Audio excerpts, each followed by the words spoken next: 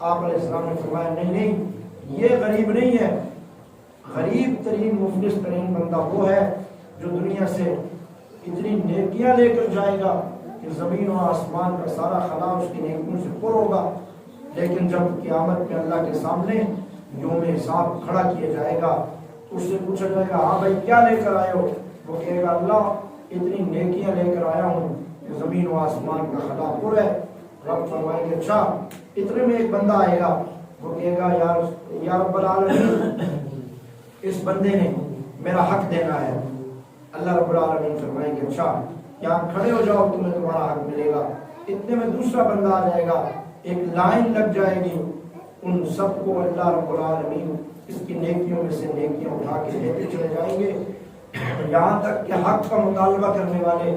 اور باقی کھڑے ہوں گے۔ کوئی کہے گا میرے ساتھ اس نے ظلم کیا ہے، کوئی کہے گا زیادتی کی ہے، کوئی کہے گا مجھے گالم گلوچ کی ہے، کوئی کہے گا برا بھلا کہا ہے، کوئی کہے گا میری زمین غصب کی ہے، کوئی کہے گا میرے ساتھ اس نے ناجائز ظلم کیا ہے۔ اب ان لوگوں کو اس کی نیکیاں دی جائیں گی یہاں تک کہ اس کی ساری نیکیاں ختم ہو جائیں گی۔ لوگ پھر بھی موجود ہوں گے اور مطالبہ کر رہے ہوں گے یا رب العالمین ابھی تو ہمارا حساب کتاب باقی ہے، اس نے ہمارا بھی حساب دینا ہے،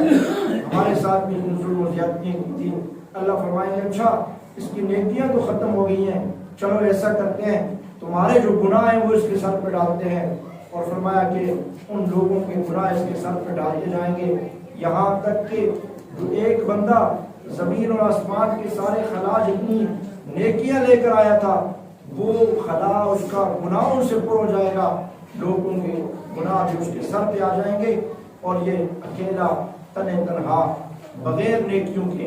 گناہوں کی گٹھڑی اٹھائے کھڑا ہوگا۔ اللہ کے پاک محمد صلی اللہ علیہ وسلم نے فرمایا یہ شخص غریب ترین شخص ہے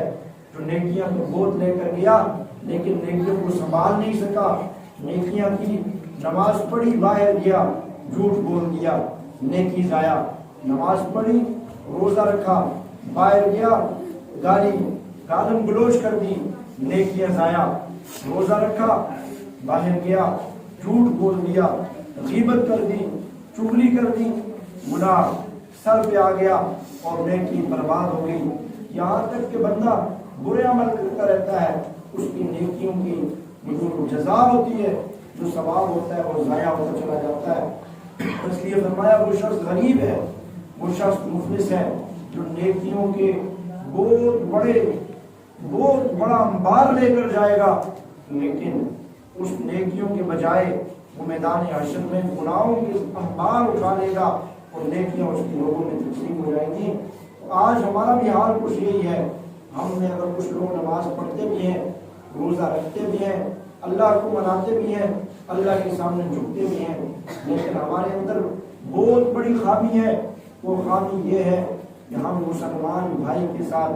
ضد ہم کرتے ہیں، بخیلی ہم کرتے ہیں، ہم بخل کنجوسی ہم کرتے ہیں، اور عداوت ہم کرتے ہیں، نفرت ہم کرتے ہیں۔ حالانکہ اللہ رب العالمین نے فرمایا الخلق و عیال اللہ، یہ ساری کی ساری مخلوق میرا کنبہ ہے، اور جو ان کے ساتھ محبت کرے گا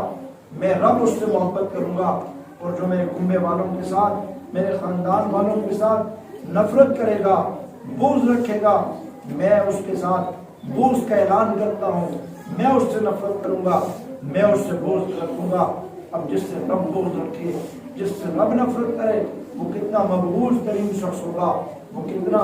نفرتوں کے قابل بندہ ہوگا جس سے اس کا رب بھی نفرت ہوتا ہے۔ آج ہم اپنے مسلمان بھائیوں کے ساتھ، آج ہم اپنے پڑوسیوں کے ساتھ، اپنے رشتہ داروں کے ساتھ، اپنے گھر والوں کے ساتھ، محلے والوں کے ساتھ، بستی والوں کے ساتھ اپنی رویہ ہمارے درست نہیں ہے۔ اگر ہمارے اخلاق درست ہو جائیں، یہ اخلاق ہے، اور اخلاق کا جو چیپٹر ہے وہ اتنا بڑا ہے، وہ اتنا بہترین عمل ہے۔ فرمایا کل قیامت کے دن سارے اعمال تولے جائیں گے، نماز کا عمل بھی تلے گا، روزہ بھی تلے گا، حج بھی تلے گی، زکوٰۃ بھی تلے گا، یہ سارے کے سارے اعمال کو تولا جائے گا۔ اللہ کی پاک پیغمبر صلی اللہ علیہ وسلم نے فرمایا اعمال میں سب سے وزنی جو چیز ہوگی وہ انسان کے اچھے اخلاق ہوں گے۔ آج ہم